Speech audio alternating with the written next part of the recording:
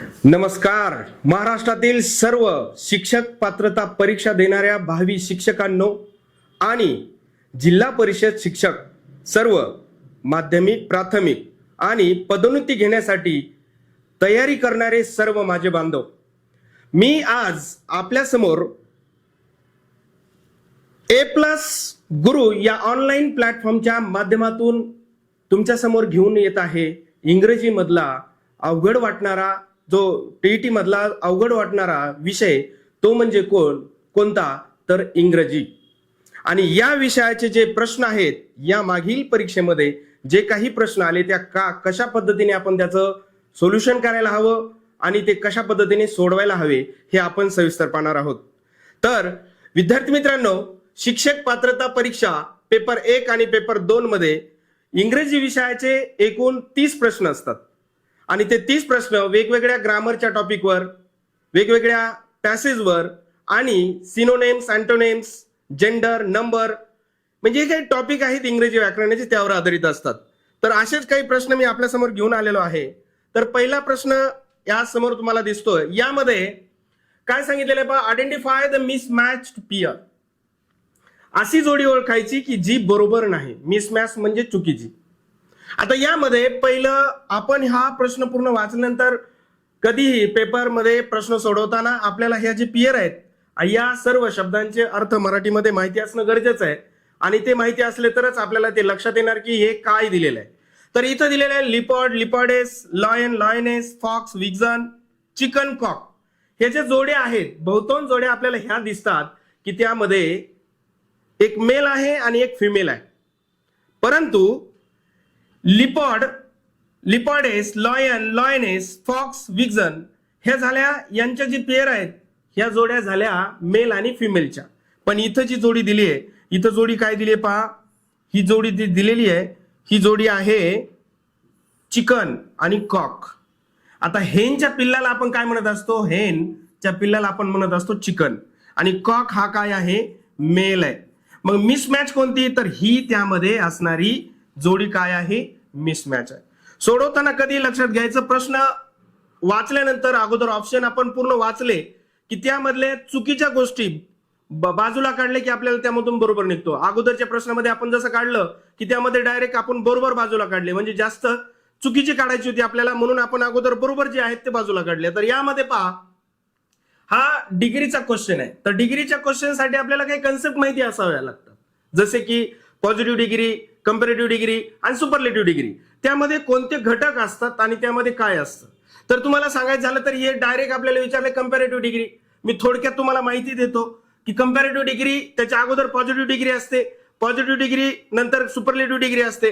तर कंपॅरेटिव्ह डिग्रीचं तुम्हाला एक माहिती देतो. त्यामध्ये एक पहिलं वाक्य असतं, त्याचा टाईप नंबर 1 आहे, ज्यामध्ये फक्त ध्यान येतं, ज्यामध्ये पॉझिटिव्ह डिग्रीचं रूपांतर कंपॅरेटिव्ह मध्ये आणि कंपॅरेटिव्हचं रूपांतर पॉझिटिव्ह डिग्रीमध्ये केलं जातं.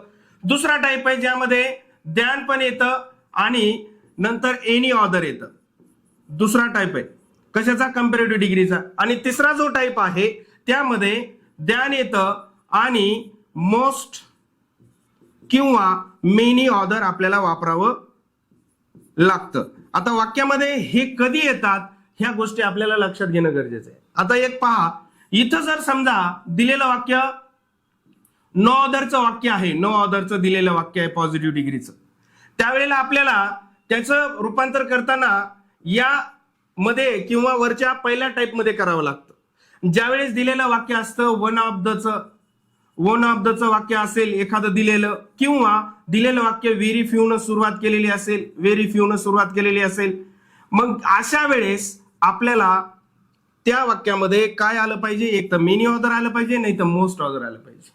तर ही कन्फ्युजन बऱ्याच जणांचं होतं की मोस्ट ऑदर कधी आणि मेनी ऑदर कधी. मोजण्यासारखं असेल तर तेव्हा मेनी ऑदर घ्यायचं आणि जे मोजता येणार नाही त्यासाठी मोस्ट ऑदर घ्यायचं. पण हे कधी घ्यायचं, ज्या वेळेस व्हेरी फ्यू किंवा वन ऑफ द वाक्यामध्ये दिलेलं असेल आणि त्याचं आपल्याला कंपॅरेटिव्ह डिग्री करायची असेल. आता यामध्ये जे काही प्रश्न आहे आपला, हा प्रश्न आहे, no other island in the world is as large as. आता सुरुवात कशाने झाली, नो अदरने झाली. मग यामध्ये आपल्याला नो अदरने झाली तर आपल्याला या मध्ये काय पाहिजे, फक्त ध्यान आलं पाहिजे. एनी अदर आपल्याला घ्यायचंय का, नो अदर आयलँड दिलंय in the world as large as Australia. आता यामध्ये आयर्लंड आणि ऑस्ट्रेलिया यांचं कंपॅरिझन केलेलं आहे. मग आपल्याला हे कशात करायला सांगितलंय? कंपॅरेटिव्ह मध्ये. दिलेलं काय आहे? दिलेलं वाक्य आहे पॉझिटिव्ह डिग्रीचं. मग आपल्याला यामध्ये एकतर लार्जर दॅन एनी अदर आलं पाहिजे. मोस्ट अदरचा काही संबंध नाही, म्हणून हे आपण काय करणार? इथं कट करणार. हे सुद्धा आपलं इथं निघून जाणार. का? इथं द आलेलं आहे. तर अजून कोणतं यामध्ये निघून जाणार आहे वाक्य? हे पण निघून जाणार आहे. का? यामध्ये सुपरलेटिव्ह फॉर्मचं वाक्य शब्द आलेला आहे. हा सुपरलेटिव्ह फॉर्मचा शब्द आहे. इथं मोस्ट ऑदर वापरलं. इथं दॅन, इथं Australia is larger than most other. हे मोस्ट ऑदर आपण इथं वापरतच नाही. का? या वाक्यामध्ये आपल्याला काय यायला हवं होतं? या नो ऑदरच्या ऐवजी जर व्हेरी फ्यू वाक्यात आलं असतं तर आपण निश्चितच काय केलं असतं? मोस्ट ऑदर त्यामध्ये कन्सिडर केलं असतं. मग आता पहा, Australia is larger than any other island in the world. मग हे आपलं ऑप्शन काय आहे? बरोबर आहे. आपण चुकीचे जे काही ऑप्शन आहेत दिलेले ते बाजूला केले. हा प्रश्न आता या वर्षी झालेल्या 2025-26 मध्ये झालेल्या शिक्षक पात्रता परीक्षा पेपर 2, पेपर 1 यामध्ये आलेले हे प्रश्न आहेत. तर हे सोडवताना या पद्धतीने आपण यानंतरचा दुसरा प्रश्न पाहू. पहा, आता हा एक प्रश्न आहे, choose the correct indirect speech of the given sentence. आपल्याला याचे सर्व नियम माहिती पाहिजे. आपण आपल्या ऑनलाईन प्लॅटफॉर्मवर हे सर्व नियम म्हणजे रेग्युलर पाहणारच आहोत, शिकणार आहोत. डिटेलमध्ये तुम्हाला याची माहिती मिळणार आहे. पण थोडक्यात सांगायचं म्हणजे दिलेलं वाक्य काय आहे? He says. आता याला आपण याचे पार्ट असतात पहा, मी थोडक्यात तुम्हाला माहिती देतो. वाक्याचे पार्ट असतात. एक असतो रिपोर्टर, दुसरा असतं रिपोर्टेड वर्ब आणि नंतर असतं रिपोर्टिंग स्पीच. हे 3 याचे पार्ट असतात. मग आपल्याला वाक्यामध्ये रिपोर्टर कळला पाहिजे, रिपोर्टेड वर्ब समजलं पाहिजे आणि रिपोर्टिंग स्पीच कळलं पाहिजे. त्यामध्ये अजून एक आपण याच्यामध्ये ऍड करू शकतो, जो असतो लिसनर. लिसनर म्हणजे रिपोर्टर कोण? जो माहिती देतो तो. रिपोर्टेड वर्ब कोण? ज्या रिपोर्टरनं जे काही वर्ब वापरलंय त्या वर्बला आपण रिपोर्टेड वर्ब म्हणतो. आणि स्पीच म्हणजे भाषण असतं. जे रिपोर्टर जे भाषण वापरतो ते वेगवेगळ्या वाक्याच्या प्रकारात वापरतो. जसं की assertive sentence, imperative sentence, interrogative sentence आणि एक्सक्लेमेटरी सेंटेन्स. आता हे आपल्याला पार्ट एकदा माहिती असले, याचे नियम असतात, ह्या सर्वांचे नियम असतात. म्हणजे कोणत्या वाक्याच्या प्रकारात कोणतं कंजक्शन आपण वापरू शकतो, कोणतं रिपोर्टेड वर्ब आल्यानंतर वाक्याच्या काळाचा बदल होतो किंवा नाही होत. तर त्याच प्रकारचं हे दिलेलं जे काही वाक्य आहे तसं आहे. तर इथं सेज दिलेलं आहे. तर कधी लक्षात ठेवायचं, या ठिकाणी जर सेड असतं तर निश्चित आपण ह्या पुढील वाक्याचा काळ बदलला असता. तर मग काळाचे बदल असतात. Simple present tense get change into simple past, perfect present change into perfect past. म्हणजे असं 6 काळामध्ये आपल्याला बदल करता येतो, डायरेक्ट टू इनडायरेक्ट. तसं सेज जर वाक्यात दिलं तर पुढील वाक्याचा काळ बदलत नाही. यामध्ये एकच कंजक्शन येणार आणि ते कंजक्शन कोणतं असणार? दॅट असणार. याचा बदल, आयचा बदल काय होणार? ही होणार. मग आता लक्षात घ्या, यामध्ये he says that, he will. आता इथं काळात बदल केला म्हणून हे वाक्य इथं चुकीचं आहे. इथं सुद्धा काळात बदल केला, हे वाक्य चुकीचं आहे. आणि इथं सुद्धा काळात बदल केला, हे वाक्य चुकीचं आहे. राहिलं फक्त एकच वाक्य. कशामुळे नाही बदल झाला? वाक्याच्या काळात बदल का होत नाही? कारण एक नियम आहे, रिपोर्टेड वर्ब जर सिंपल प्रेझेंट मध्ये असेल, सिंपल प्रेझेंट टेन्स असेल, सिंपल प्रेझेंट किंवा सिंपल फ्युचर टेन्स असेल, सिंपल फ्युचर टेन्स, या 2 काळात जर हे रिपोर्टेड वर्ब असेल, म्हणजे कोणतं येऊ शकतं? एक ते येऊ शकतं से, नाही तर सेज किंवा टेल, किंवा काय येऊ शकतं? टेल्स येऊ शकतं. जर असे वर्ब तिथं आले तर पुढील वाक्याच्या काळात बदल होणार नाही. नाहीतर काय येऊ शकतं? विल किंवा शाल यांच्या सोबत हे वरचे सर्व येऊ शकतात. म्हणजे हे येऊ शकतात. जसं विल से, विल सेज येणार नाही, पण विल से, विल टेल असे शब्द जर तिथं आले, म्हणजे असे जर वर्ब आले, कधी रिपोर्टच्या नंतर, रिपोर्टरच्या नंतर रिपोर्टेड वर्ब म्हणून जर असे वर्ब तिथं आले तर त्या वाक्याच्या काळात बदल होत नाही. यासाठी आपला जो ऑनलाईन प्लॅटफॉर्म आहे +गुरु, या ऑनलाईन प्लॅटफॉर्मवर आपल्याला हे सविस्तर पाहायला आणि शिकायला भेटणार आहे. आता आपण पुढचा प्रश्न पाहू. मी प्रत्येक टॉपिकवर काही क्वेश्चन घेतलेले आहेत जे की परीक्षेला आलेले आहेत. ज्या पद्धतीचे प्रश्न आपल्याला या परीक्षेला विचारले जातात. आता यामध्ये choose the correct passive construction of the given sentence. आता इथं दिलंय वुमेन लाईक मेन, म्हणजे कोणासारख्या, बघा यामध्ये सांगितलेले म्हणजे मानवासारख्या, पुरुषासारख्या स्त्रिया. To flatter them. आता एक लक्षात घ्या, जे दिलेलं जे वाक्य आहे हे लाईक हे वर्ब आहे, आणि ज्या वेळेस पॅसिव्हचं इन्स्ट्रक्शन आपल्याला त्यामध्ये कन्स्ट्रक्शन करायचं असतं आणि हे असं इन्स्ट्रक्शन आपल्याला पॅसिव्हचं दिलेलं असतं, त्यावेळेला एक गोष्ट तर नक्की त्यामध्ये होते की आपल्याला ते जे काय दिलेलं आहे त्याच काळाच्या रचनेमध्ये त्याला बदलायचं असतं. मग याच काळाच्या रचनेत बदलायचं झालं तर इथं काय काय येऊ शकतं, एम, इज आणि आर यापैकी एक.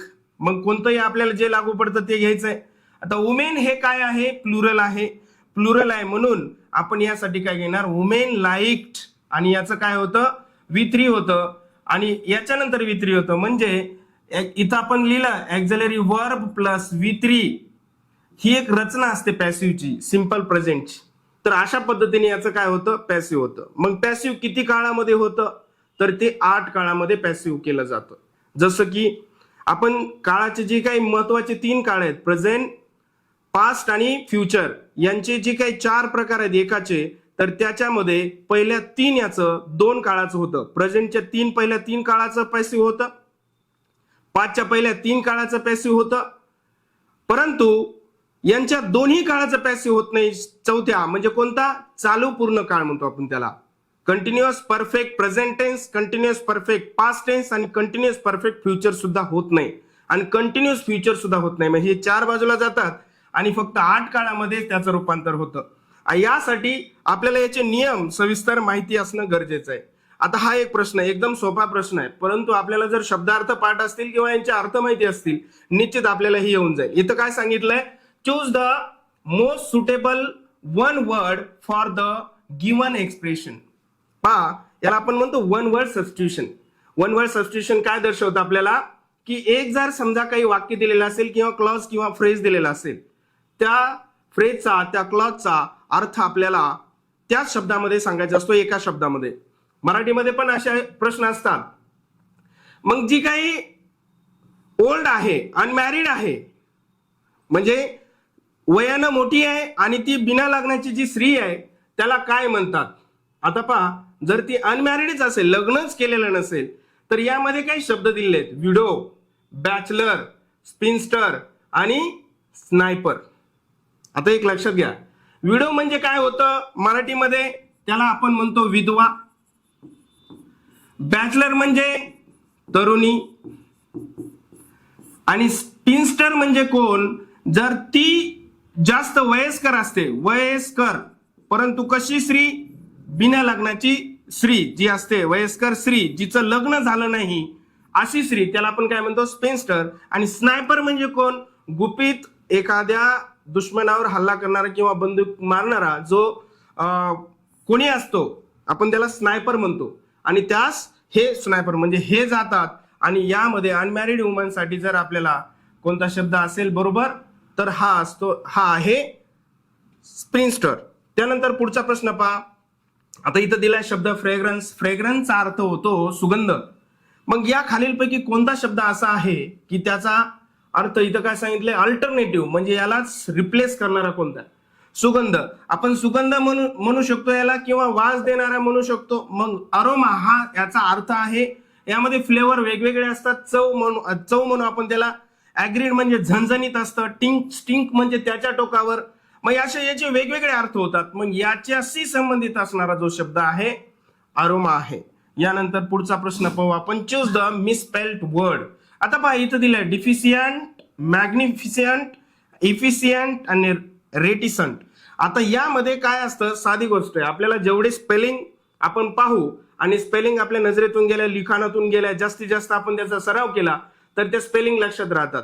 आता आपल्याला लहान मुलांसारखं शिकायची गरज पडत नाही. आपण आता एक शिक्षक म्हणून काम करतोय आणि या येणाऱ्या शिक्षक भरतीमध्ये आपल्याला त्या परीक्षेला पास व्हायचंय किंवा आपल्याला पदोन्नती घ्यायची, तर त्यासाठी आपल्याला शब्दसाठा असणं गरजेचं आहे. आपल्या नजरेतून गेलेला असतो, परंतु तो काही कारणामुळे तो लक्षात राहत नाही किंवा काही, तर त्यासाठी आपल्याला हे लक्षात ठेवायचं. तर मॅग्निफिसंट या स्पेलिंग मध्ये फक्त एकच मिस्टेक आहे, जे म्हणजे इथं आय ऍड केलेलं आहे, ज्याची स्पेलिंग काय होते MAGNIFICENT, यामध्ये आय हे जास्तीचं आहे. तर यानंतरचा दुसरा प्रश्न पाहू. असे काही प्रश्न असतात ना, जसे की सेल्फ स्टडीचे क्वेश्चन असतात.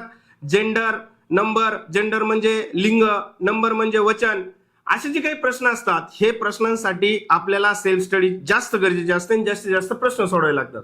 आता यामध्ये पण काय सांगितलं की पॅसिव्ह कन्स्ट्रक्शन ओळखायचं या वाक्याचं. आता हे वाक्य आपण अगोदरच पाहिलेलं आहे, तर आपण दुसरं वाक्य पाहू. पण इथं काय सांगितलं, identify which part of the sentence has an error. आता या वाक्यामध्ये कोणत्या पार्टमध्ये इरर आहे बघा. इथं सांगितलंय for heaven sec, for heaven सेक, इथं पॉझिटिव्ह केस बरोबर वापरली. Do me a favour and, हे वाक्य बरोबर आहे. डू नॉट आस्क मी, इथं सुद्धा बरोबर आहे. सहाय्यकारी क्रियापदानंतर नॉट आलेलं आहे, ते बरोबर आहे. पण यामध्ये हा जो क्वेश्चन आहे, यामध्ये थोडंसं गलती केली आहे. काय, ज्यावेळेस वायने क्वेश्चन विचारलेला असतो त्यावेळेस आपण याच्या सोबत प्रोनाउन घेत असतो, वाय सोबत.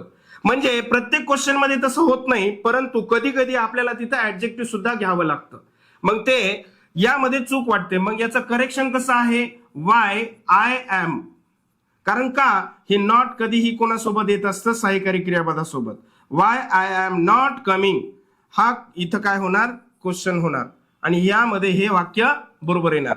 आता जर हे वाक्यात असेल, जर हे पूर्ण वाक्यात असेल आणि ते वाक्यामध्ये वायने जर याला कनेक्टिव्ह म्हणून कार्य केलेलं असेल, तर त्यावेळेस तो क्वेश्चन राहत नाही, तो काय बनतो, वाक्य बनतं. आणि ते कोणतं वाक्य बनतं, तर ते बनतं कॉम्प्लेक्स सेंटेन्स. मग त्यासाठी आपल्याला याला करायचं असतं वाक्य. मग इथं हा क्वेश्चन राहणार नाही, तो काय होऊन जाणार, ते होणार स्टेटमेंट. त्यासाठी यामध्ये काय आहे, त्यामध्ये चूक आहे, इरर आहे.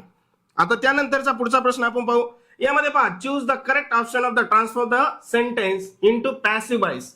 हर angry question still shakes me. आता बघा, हा वाक्याचा कर्ता आहे, यामध्ये वाक्याचा कर्ता दिलेला आहे. तर या वाक्याच्या कर्त्यामध्ये, आणि हे काय आहे, वर्ब आहे, आणि हे काय आहे, हे आहे ऑब्जेक्ट. तर ऑब्जेक्टचे वेगवेगळे प्रकार असतात. डायरेक्ट ऑब्जेक्ट एक असतं, इनडायरेक्ट ऑब्जेक्ट एक असतं. डायरेक्ट ऑब्जेक्ट आणि इनडायरेक्ट ऑब्जेक्ट, यामध्ये हे कोणतं आहे, इनडायरेक्ट ऑब्जेक्ट आहे. आणि कधी लक्षात घ्या, पॅसिव्ह वॉइस मध्ये ज्यावेळेस आपल्याला कन्स्ट्रक्शन करायचं असतं, त्यावेळेस जे काही प्रोनाउन असतं किंवा जे काही ऑब्जेक्ट असतं ते कर्त्याची जागा घेतं, म्हणजे सब्जेक्टची जागा घेतं. मग यामध्ये हा सब्जेक्ट आहे, इथं हे ऑब्जेक्ट आहे, आणि हे वर्ब आहे. मग दिलेली रचना कोणत्या काळाची आहे हे आपल्याला कळणं गरजेचं आहे. मग दिलेली रचना आहे subject plus V1 plus object, म्हणजे सिंपल प्रेझेंट टेन्स. मग सिंपल प्रेझेंटचा पॅसिव्हची रचना काय, object plus am oblique is oblique are plus V3 plus by plus objective case of subject. ही रचना कशाची आहे, सिंपल प्रेझेंटच्या पॅसिव्हची रचना आहे.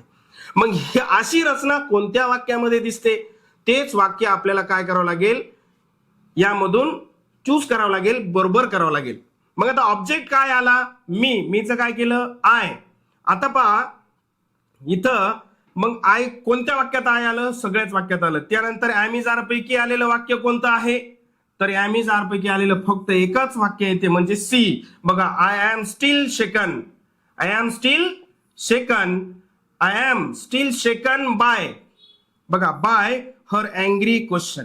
आणि इथं हर अँग्री क्वेश्चन जसं तसं आपण इकडे घेतलं, कारण हे जे काही फ्रेझल सेंटेन्स असतात, ज्यामध्ये ग्रुप ऑफ वर्ड असतात, ते जसंच तसे तिकडे घेतो. कारण कोणत्याच नामाची जी काही विभक्ती असते, केस असते, ती तशीच राहते, फक्त प्रोनाउनची केस बदलते.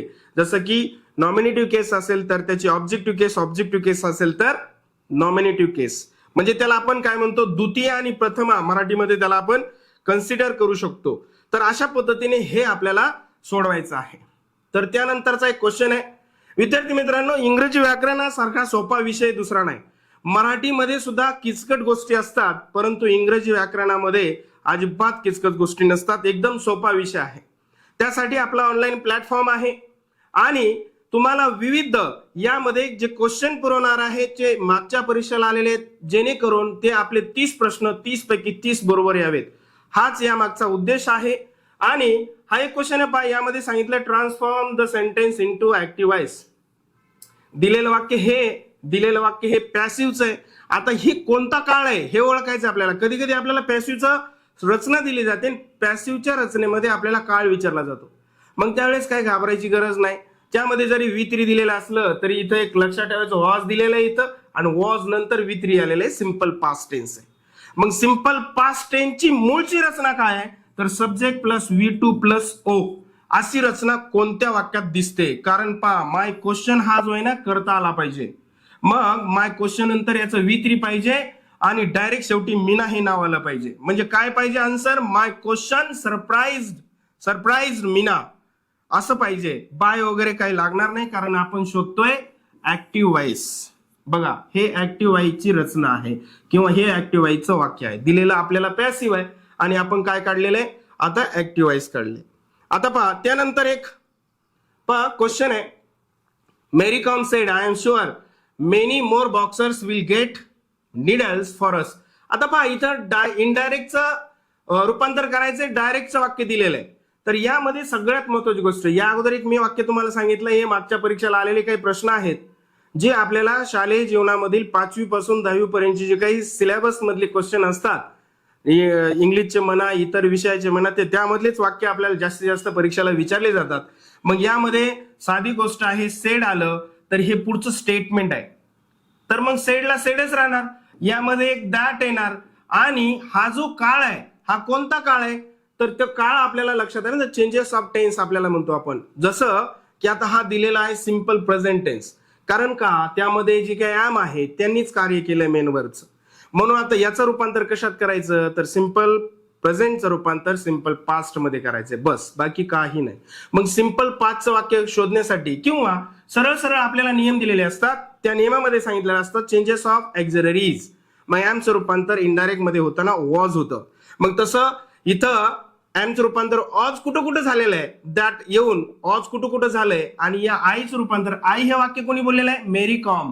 मेरी कॉम कोण आहे, फिमेल आहे. मग फिमेल साठी येणारं जे काही प्रोनाउन आहे ते काय असेल, शी. मग शी नंतर वॉज कुठं आहे, दॅट नंतर असं वाक्य पाहायचं आपल्याला तिथं. म्हणजे काय होईल, Mary Kom said that she was. बघा कुठे, Mary Kom said that she was sure many more boxers with would. आता इथं पहा, विलचं रूपांतर वुड केलेलं आहे, म्हणजे सहकारी क्रियापदाचं बदलायचंय, गेट निडल्स फॉर देम. आता बाकीचे वाक्य काय येणार नाही त्याचं कारण सांगतो, याच्यात बदल केला नाही म्हणून हे गेलं. यामध्ये इथं विलला विलच ठेवलं म्हणून हे गेलं, काळात बदल नाही केला. त्याच्यानंतर यामध्ये अजून काय आलंय का, यामध्ये पहा, Mary Kom said that she is, इथं सुद्धा काळात बदल केलेला नाही म्हणून हे वाक्य गेलं. आपण चुकीच्या वाक्य बाजूला काढली की आपलं बरोबर वाक्य समोर येतं. आता हे मी का सांगू शकतो, कारण याचे सर्व नियम आम्हाला माहिती असतात. तसंच तुमचे सुद्धा हे नियम माहिती करून घेण्यासाठी तुम्हाला आपला जो ऑनलाईन प्लॅटफॉर्म आहे प्लस गुरु, आणि हा नंबर आहे, तर यावर तुम्ही कॉन्टॅक्ट करून निश्चित आपली जी काय प्लस गुरु नावाची बॅच आहे ती तुम्ही घ्याल ही अपेक्षा.